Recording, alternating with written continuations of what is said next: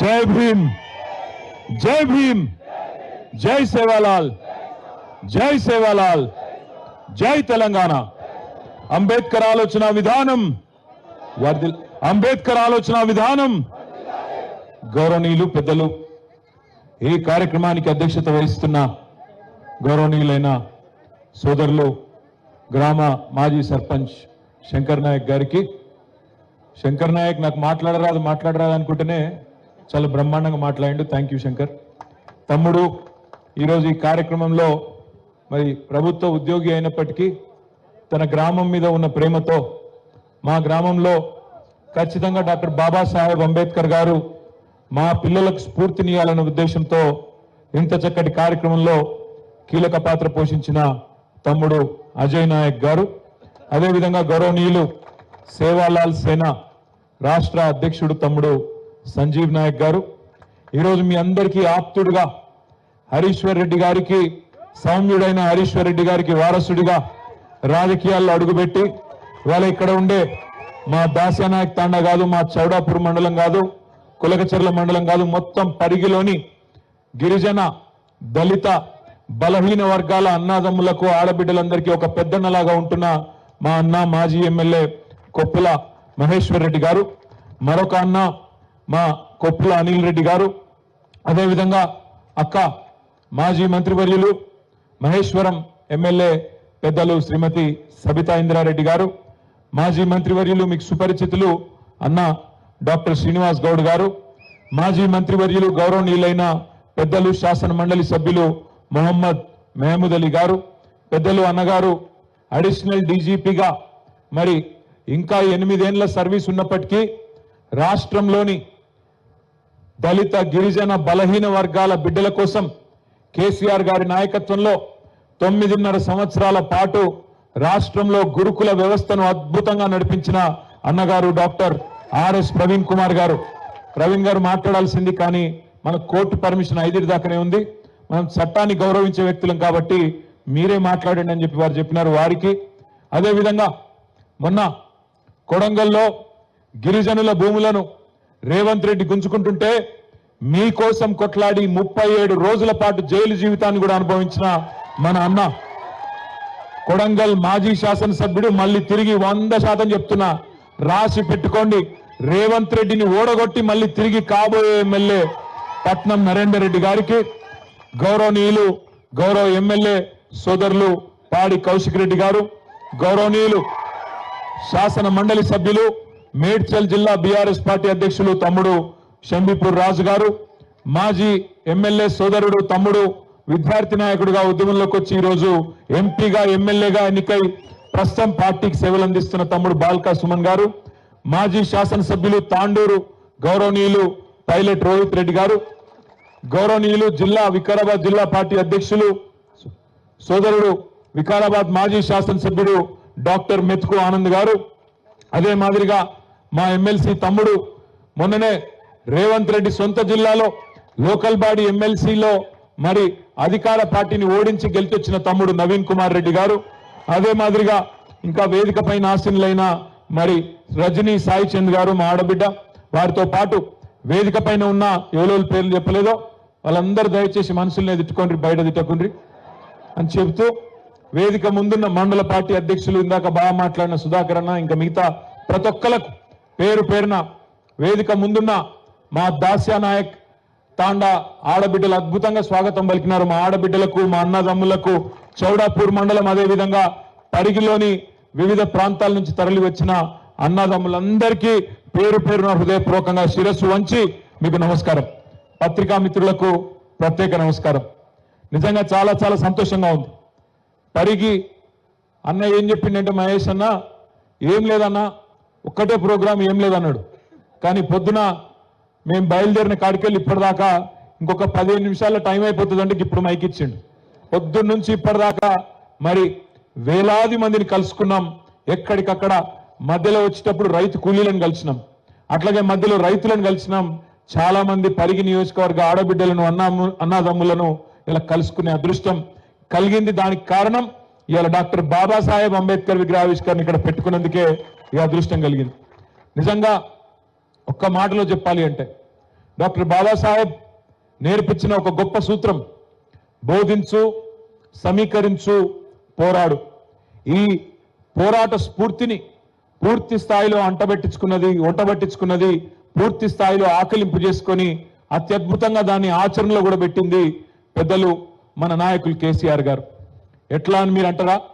2001లో ఆనాడు తెలంగాణ ప్రాంతంలోని అన్ని వర్గాల ప్రజలకు, ఇక్కడ ఉండే రైతులు కావచ్చు, మహిళలు కావచ్చు, యువత కావచ్చు, పెద్ద మనుషులు కావచ్చు, అందరికీ జరుగుతున్న అన్యాయాన్ని దృష్టిలో పెట్టుకొని లక్షల సంఖ్యలో ప్రజల్ని సమీకరిస్తూ తెలంగాణ రాష్ట్రం ఏర్పడితే వాళ్ళకొచ్చే లాభం ఏందో వాళ్లకు బోధిస్తూ అడుగడుగున తెలంగాణ సమస్యల పట్ల ఆనాటి కేంద్ర ప్రభుత్వం కావచ్చు, రాష్ట్ర ప్రభుత్వం కావచ్చు, వారి మీద పోరాడుతూ, బోధిస్తూ, సమీకరిస్తూ, పోరాడుతూ 14 ఏళ్లు పోరాడి చివరికి అహింసాయుతమైన పద్ధతుల్లో చావు నోట్లో తలబెట్టి మీ అందరి దయతో డాక్టర్ బాబాసాహెబ్ రాసిన ఆ రాజ్యాంగం ఆధారంగా ఆర్టికల్ 3 ఆధారంగా రాష్ట్రాన్ని సాధించుకున్నాము అంటే ఖచ్చితంగా ఆ మహనీయుడికి గట్టిగా చప్పట్లతో మనం ఒకసారి ధన్యవాదాలు, నివాళులు చెప్పాలి.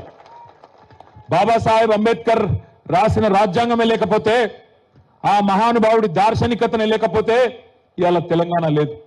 ఒకటి మాత్రం వాస్తవం, 76 ఏళ్లలో డాక్టర్ బాబాసాహెబ్ అంబేద్కర్ గారికి నిజానికి ఎంతో మంది మహానుభావులకు ఆయన సమకాలికుడు. ఒక రకంగా చెప్పాలంటే ప్రపంచ మేధావుల్లో ఒకరిగా ప్రపంచం గుర్తించింది.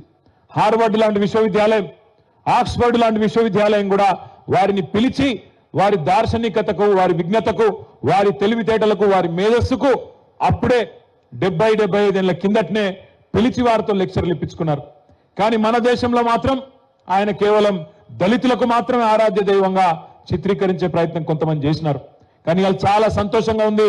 తమ్ముడు అజయ్ గాని, అదేవిధంగా ఇక్కడ ఉన్న దాస్యానాయక్ తాండాలో ఉన్న విజ్ఞులైన, విద్యావంతులైన మా తమ్ముళ్ళు, అంబేద్కర్ ఒకలకు పరిమితం కాదు. అంబేద్కర్ మహాత్మా గాంధీతో, జవహర్లాల్ నెహ్రూతో సమమైన మేధస్సు, అంతకంటే ఎక్కువ మేధస్సు కలిగిన వాడనే పద్ధతుల్లో అద్భుతంగా ఈరోజు ఇక్కడ చౌడాపూర్లోని దాస్యానాయక్ తాండాలో ఈ విగ్రహాన్ని ఆవిష్కరించడం నిజంగా కూడా మీకు నా హృదయపూర్వకమైన ధన్యవాదాలు. ఆ అదృష్టాన్ని నాకు కలిగించినందుకు, ఇక్కడ దాకా ఆహ్వానించి ఆ అదృష్టాన్ని నాకు కలిగించినందుకు మీకు ఎప్పటికీ కూడా రుణపడి ఉంటా అని చెప్పి కూడా నేను మనస్ఫూర్తిగా తెలియజేస్తా ఉన్నా. నిజంగా బాబాసాహెబ్ ఒక దళితులకు రిజర్వేషన్లు ఇవ్వడమో, గిరిజనులకు రిజర్వేషన్ ఇవ్వడమో మాత్రమే చేయలేదు. ఇవాళ మన దేశంలో సగభాగమైన మహిళా సోదరీమణులు, మన ఆడబిడ్డలు, వేరే దేశాల్లోనేమో మహిళలకు ఓటింగు చాలా తర్వాత వచ్చింది. స్వాతంత్రం వచ్చిన 100 ఏళ్లకు అమెరికాలో వచ్చింది. కానీ మన దేశంలో మాత్రం బాబాసాహెబ్ అంబేద్కర్ లాంటి ఒక మేధావి ఆనాడు రాజ్యాంగ నిర్మాత కావడం వల్ల 1952లోనే మొట్టమొదటి ఎన్నికల్లోనే ఆడబిడ్డలందరికీ ఓటు హక్కు కల్పించిన నాయకుడు డాక్టర్ బాబాసాహెబ్ అంబేద్కర్. ఒక వర్గానికో, ఒక కులానికో సంబంధించిన మనిషి కాదు. ఆయన గురించి చెప్పాలంటే చాలా చెప్పవచ్చు. కానీ ఒకటి మాత్రం పక్కా, వాళ్ళ ఈ వేదిక మీద మనం మాట్లాడుతున్నామంటే భారత రాజ్యాంగం కల్పించిన ఆర్టికల్ 19 కింద కల్పించిన స్వేచ్ఛ, వాక్ స్వాతంత్రం, అంటే మాట్లాడే హక్కు, ప్రజాస్వామిక దేశంలో ప్రజలకు అనుకూలంగా, ప్రభుత్వానికి వ్యతిరేకంగా అవసరమైతే మాట్లాడే హక్కు, లగచర్లలో నా భూమి నేనే ఉంచుకుంటా, నేను నీకు ఇయ్యా అని కొట్లాడే హక్కు వచ్చిందంటే ఆ రాజ్యాంగం కల్పించిన హక్కు మనకు ఉండడం వల్లనే ఇవాళ మనం కొట్లాడగలుగుతా ఉన్నాం. మీ అందరితో నా ప్రార్థన ఒకటే, రాజకీయాలు ఎప్పుడు ఉంటాయి.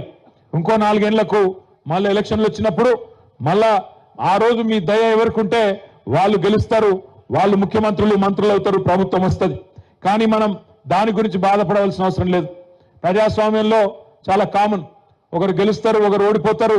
గెలిచిన వాళ్ళు ప్రభుత్వాన్ని నడిపే అధికారం వస్తుంది, ఓడిపోయిన వాళ్లకు ప్రజల తరఫున కొట్లాడే అవకాశం వస్తుంది. ఇవాళ రాష్ట్రం ఏర్పడ్డ తర్వాత మొదటి 10 ఏళ్లు మీరు మాకు అవకాశం ఇచ్చినారు. పెద్దలు కేసీఆర్ గారి నాయకత్వంలో అద్భుతంగా 10 ఏళ్లలో ఒక సంటి పిల్లను సాదుకున్నట్టు తెలంగాణ రాష్ట్రాన్ని అత్యద్భుతంగా అన్ని రంగాల్లో చేసుకున్నాం. తమ్ముడు సంజీవ్ చెప్పినట్టు ఒక్క పరిగి శాసనసభ నియోజకవర్గంలోనే 52 తాండాలను గ్రామ పంచాయతీలను చేసిన ఘనత మన నాయకుడు కేసీఆర్ గారిది. రాష్ట్ర వ్యాప్తంగా 3200 పైచిలకు తాండాలు, గిరిజన గూడాలను ఇవాళ గ్రామ పంచాయతీలు చేయడమే కాకుండా కొత్త మండలాలు, ఇక్కడ మన పరిగిలో చౌడాపూర్ కానీ, మహమ్మదాపూర్ కానీ, ఇంకా మొత్తం రాష్ట్ర వ్యాప్తంగా వందలాది మండలాలు, కొత్త రెవెన్యూ డివిజన్లు, కొత్త జిల్లాలు, కొత్త గ్రామ పంచాయతీలు, కొత్త రాష్ట్రమే కాకుండా పరిపాలన ఫలాలు మీ ఇంటి ముంగటికి రావాలన్న ఉద్దేశంతో వికేంద్రీకరణ జరగాలి, సంక్షేమ ఫలాలు, అభివృద్ధి ఫలాలు డైరెక్ట్ గా ప్రజల కాడికి రావాలన్న ఉద్దేశంతో ఇవన్నీ చేసుకున్నాం. వికారాబాద్ జిల్లా చేసుకున్నాం. అదేవిధంగా మరి మహబూబ్ నగర్, పాత మహబూబ్ నగర్ లో కూడా కొత్తగా 4 జిల్లాలు చేసుకున్నాం. ఆ రకంగా 10 ఏళ్ల పాటు అద్భుతంగా అభివృద్ధిని, సంక్షేమాన్ని జోడెద్దుల మాదిరిగా జోడించి ముందుకు తీసుకొని పోయినాం. దేశంలో ఎవరు ఆలోచన చేయలేదు. రైతు బంధు లాంటి కార్యక్రమం భారతదేశానికి స్వాతంత్రం వచ్చిన తర్వాత మొట్టమొదటిసారి 12 విడతల్లో 73,000 కోట్ల రూపాయలు మాట ఇయ్యకపోయినప్పటికీ, ఓట్ల కోసం ఎన్నడూ కూడా మేనిఫెస్టోలో పెట్టకపోయినప్పటికీ 73,000 కోట్ల రూపాయలు మీ ఖాతాల్లో అటు నాటేసే టైం వచ్చిందంటే టింగు టింగు మన సప్పుడవుతూ బ్రహ్మాండంగా మీ ఖాతాల్లో డబ్బులు వేసిన నాయకుడు కేసీఆర్ గారు. 73,000 కోట్లు రైతు బంధు రూపంలో, 28,000 కోట్లు రైతు రుణమాఫీ రూపంలో 2 దఫాలుగా మీకు రుణమాఫీ చేయడం జరిగింది. ఆనాడు మరి నాట్లేసే టైం వచ్చిందంటే టింగు టింగు మన సప్పుడు వస్తుండే. ఇప్పుడు వస్తున్నదా? మన ముఖ్యమంత్రి గారు చెప్తున్నారు కోస్గిలో, ఏమంటున్నాడు? టింగు టింగు కాదట, టకీ టకీ అట. ఆయన ఎట్లున్నాడంటే కేసీఆర్ ఎడ్డవంటిన తెడ్డవనాలి, కేసీఆర్ టింగు టింగు అంటే టకీ టకీ అనాలి. సరే టకీ టకో టికీ టికో కానీ ఏదో ఒకటి పడేయారా అన్నట్టే ఎవరికి పడలే రాష్ట్రంలో. ఏం చెప్పిండు ముఖ్యమంత్రి ఆ రోజు? ఈరోజు 26 జనవరి, ఈరోజు బంద్ ఉంటాయి బ్యాంకులు, కానీ మీరు తెల్లారు కొట్టంగా లేవగానే మీ ఫోన్లు మోత మోగుతాయి, టకీ టకీ అని పడతాయి అన్నాడు. పడుతున్నాయి టకీ టకీ అని. తులం బంగారం పడుతుందా టకీ టకీ అని? మా అక్కలు నడుతున్నా, మా చెల్లెలను, పడుతుందా తులం బంగారం టకీ టకీ అని? శైలి లేపి చెప్పాలి, పడుతుందా పడతలేదా? 2,500 పడుతుందా టకీ టకీ అని? పడతలేదా? స్కూటీలు వస్తున్నాయా టకీ టకీ అని? అస్తలేవా? మరి స్కాలర్షిప్లు పడుతున్నాయా టకీ టకీ అని? పడుతున్నాయా పడతలేవా? రైతు బంధు పడుతుందా టకీ టకీ అని? ఆఖరికి సఫాయి సిబ్బందికి పైసలు కూడా పడతలేవు టకీ టకీ అని. గ్రామ పంచాయతీ సిబ్బందికి, మున్సిపాలిటీ సిబ్బందికి వాళ్ళ జీతాలు కూడా పడతలేవు టకీ టకీ అని. ఇక ఈయననేమో టకీ టకీ అని కొత్త కొత్త కథలు చెప్తాను. ముఖ్యమంత్రి గారు నోరు తెలిస్తే నిజంగా ఒకటేమో ఆయనకు వచ్చింది తిట్ల పురాణం, ఇంకేం రాదు. తిట్టు రాబోయంటే మాత్రం జోరుగా తిడతాడు. మాకు రాదా తిట్లు? మనకు రావా ఊళ్ళల్లో తిట్లు? ఒక్కొక్కరికి మైక్ ఇస్తే ఇప్పుడు మీరు ఒక్కొక్కరు వాళ్ళ చెవులు మూసుకోవాలి, అట్లా తిట్టచ్చు. కానీ మనకు సంస్కారం ఉంది. నేను అంటాడు ముఖ్యమంత్రి, మీరు చూసిన అందరూ కొడంగల్లో యాడ్ను మాట్లాడి నిన్న ఏమంటాడు? కేసీఆర్ నువ్వు కొట్టుడు కాదు, నువ్వు నిలవాడు, సరిగ్గా నిలవాడు, కట్టలేకుండా నిలవాడు అంటుండు. ఒక 71 ఏళ్ల పెద్ద మనిషిని పట్టుకొని సంస్కారం లేని ముఖ్యమంత్రి గారు ఏమంటున్నాడు? కట్టబట్టుకొని నిలవాడు అంటుండు. నేను చెప్తున్నా ముఖ్యమంత్రికి, రేవంత్ రెడ్డి గారు నీకు సంస్కారం లేకపోవచ్చు, కానీ ఒక్కటి గుర్తుపెట్టుకో, కేసీఆర్ ఆయన నిలబడు కాదు, 4 కోట్ల తెలంగాణ ప్రజల ఆత్మగౌరవాన్ని నిలబెట్టిన వాడు కేసీఆర్. తెలంగాణ అనే రాష్ట్రాన్ని ఏర్పాటు చేసి దేశం ముందు సమున్నతంగా నిలబెట్టిన వాడు కేసీఆర్. అందుకే మా చెల్లె రజని ఒక మాట అన్నది నిన్న, నాకు బాగా నచ్చింది. ఏమన్నా దొరికేనా? రేవంత్, కేసీఆర్ కట్ట లేకుండా నిలబడతాడు, కానీ నువ్వు కమిషన్ లేకుండా ప్రభుత్వాన్ని నడుపురా నాయన అని చెప్పింది. కమిషన్ తీసుకోకుండా ప్రభుత్వాన్ని నడుపు దమ్ముంటే ఆయన కట్ట లేకుండా కాదు మంచిగా నిలబడతాడు. ఆయన కొడితే ఎట్లుంటుందో నువ్వు కాదు, నీ పాత గురువు గారిని అడుగు, చెప్తాడు కొడితే ఎట్లుంటుందో.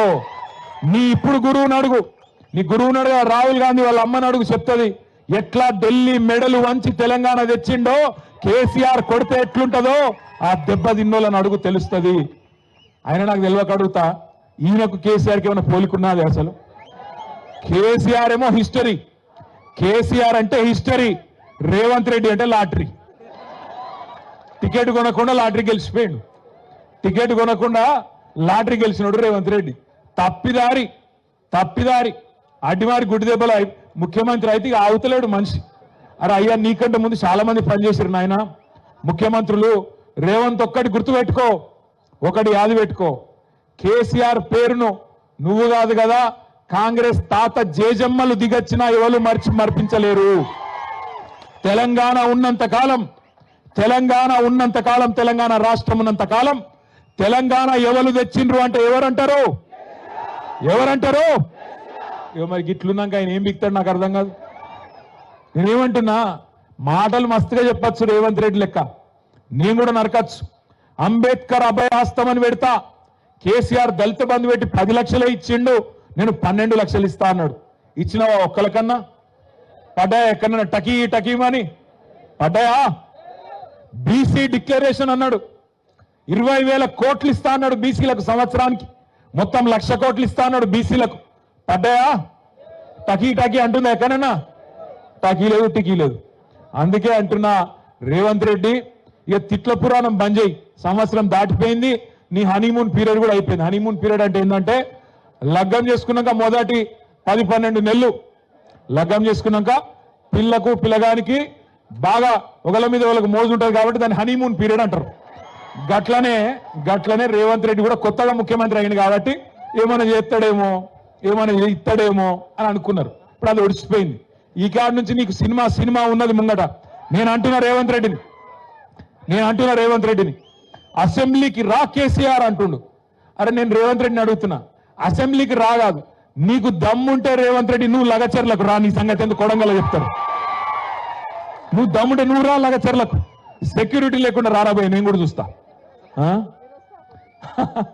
అక్క అంటుంది పక్కకెళ్ళి, నువ్వు వస్తావా రావో నాకు తెలియదు కానీ నేను మాత్రం పక్కా కొడంగల్కి వస్తా, తొందరలోనే వస్తా. నీకు దమ్ముంటే ఆపకు. మళ్ళా ఇట్లనే పోలీసులను అడ్డం పెట్టుకొని 4 అడిదిక్కుల పోలీసులు, ఇడిదిక్కుల పోలీసులు సంవత్సరంలో ఏం చేసిండ్రా అయ్యా అంటే, నేను లగచర్ల గిరిజనుల కోసం మహబాద్ పోయి మీటింగ్ పెడతా అంటే ఆడ పర్మిషన్ ఇయ్యాడు, మళ్ళా కోర్టుకోవాలి. రైతుల కోసం ధర్నా చేసుకుంటాం నల్లగొండలా అంటే దానికి పర్మిషన్ ఇయ్యాడు, మళ్ళా కోర్టుకోవాలి. ఆఖరికి దాస్యనాయక్ తాండకు వచ్చి అంబేద్కర్ విగ్రహం ఆవిష్కరణ చేసుకుంటామంటే దీనికి కూడా ఇయ్యలే. ఆఖరికి నిన్న మా మహేష్ అన్న పోయి ఆ డిఎస్పీ గారిని అడిగి, అయ్యా డిఎస్పీ గారు నీకు ఏందా బాధ అంటే, వాళ్ళకు అనుమానం అట పోలీసులకు, ఏమని ఈడికెళ్ళి దాసనాయక్ తాండకెళ్ళి దగ్గరుంటది కొడంగల్, ఆయనతో దబ్బుకున్న వీళ్ళందరూ అటుపోతారేమో అని. గట్లెందుకు పోతాం నాకు అర్థం కాదు. బేజాప్తా పోతామా? బాజాప్తా పోతాం, ఖచ్చితంగా కొడంగల్ పోతాం. నీ సంగతి ఏందో చూస్తాం. అంత భయపడి ఎందుకు పోతాం మనం? బాజాప్తా పోదాం, బ్రహ్మాండమైన మీటింగ్ కొడంగల్లో పెడతాం. నువ్వు రాలేదా? గతంలో నువ్వు ప్రతిపక్షంలో ఉన్నప్పుడు సిరిసిల్లకు 4 సార్లు వచ్చినావు, ఓ తిట్టిపోయినావు. ఇక మా అక్క దగ్గరికి మహేశ్వరం వచ్చినావు, అవ మహబూబ్ నగర్కి వచ్చినావు, ఆడ వికారాబాద్కి వచ్చినావు, అంతటికి వచ్చినావు. రాష్ట్రం అంతటా స్వేచ్ఛగా తిరిగినప్పుడు నీకు మంచిగా పోలీస్ సెక్యూరిటీ పెట్టి బ్రహ్మాండంగా మేము తిట్టించుకున్నాం. ఇప్పుడు నేను తిట్టామని కూడా అంటలేము. మేము వచ్చి ఇక మా తమ్ముడు సురేష్ ఉన్నాడు, ఎక్కడున్నాడు మా తమ్ముడు? రమ్మంగట్రా. మా తమ్ముడు మన లగచర్లలో 45 రోజులు జైలుకు పోయిన తమ్ముడు సురేష్ కూడా ఇప్పుడే బెయిల్ మీద వచ్చినాడు. ఆయనకు ఒకసారి గట్టిగా సపర్లు కొట్టాలి. లగచర్లలోని అక్కడ ఉండే గిరిజన రైతులు, దళిత రైతులు, బీసీ ఎస్సీ రైతుల కోసం పోరాడి, మరి వాళ్ళ న్యాయం కోసం పోరాడి జైలుకు పోయిన సురేష్ లాంటి తమ్ముళ్ళు ఒకరిద్దరు కాదు, ఇంతమంది ఇక్కడ ఉన్నారు. అవసరమైతే అందరం కొడంగల్కు దండయాత్రకు వస్తామని కూడా చెప్పి నేను చెప్తా ఉన్నా. రేవంత్ రెడ్డి గారికి గోపాల్ ఎక్కడ? గోపాల్ నాయక్ కూడా ఒకసారి వేదిక మీదకి రా. గోపాల్ నాయక్ కూడా గట్టిగా సపర్లు కొట్టాలా. ఇంకో షాలో తెప్పిస్తాను తప్పకుండా, గట్టిగా సపర్లు కొట్టరా. Thank you Gopal. ఇక్కడ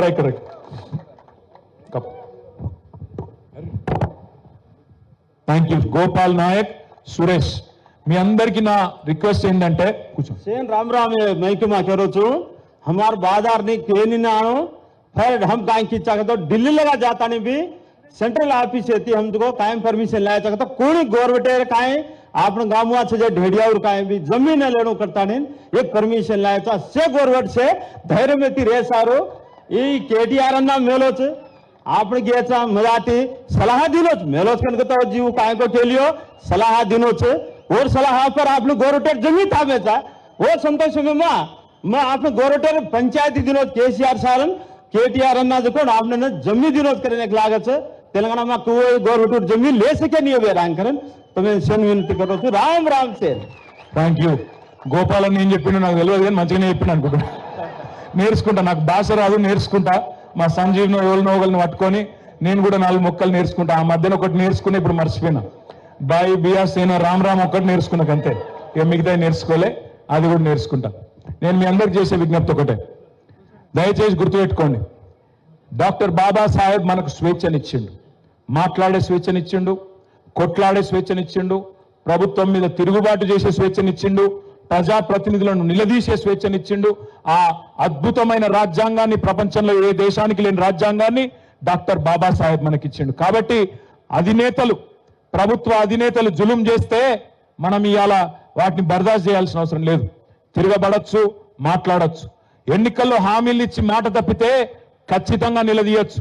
అడగాలి, నువ్వే అన్నావు కదా కేసీఆర్ 10,000 ఇస్తున్నాడు, నేను 15,000 ఇస్తా అంటివి, 2 లక్షలు రుణమాఫీ చేస్తా అంటివి, వచ్చిన 2 లక్షల రుణమాఫీ జరిగిందా ఇక్కడ?